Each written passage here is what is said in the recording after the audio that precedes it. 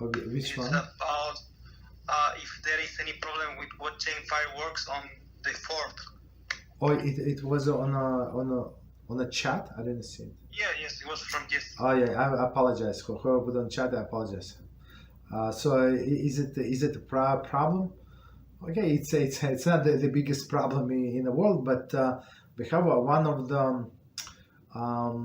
the commandments: don't go in the ways of non-Jews, of the nations around you. So and these nations around us are not allowed to make the holidays, make up holidays. They're not allowed to say that this holiday is this day is special, is a holy day. So they're not allowed to do that. So they go against HaShem when they say this day is holy for whatever reason. So so we should not be part of it. Let's put it this way.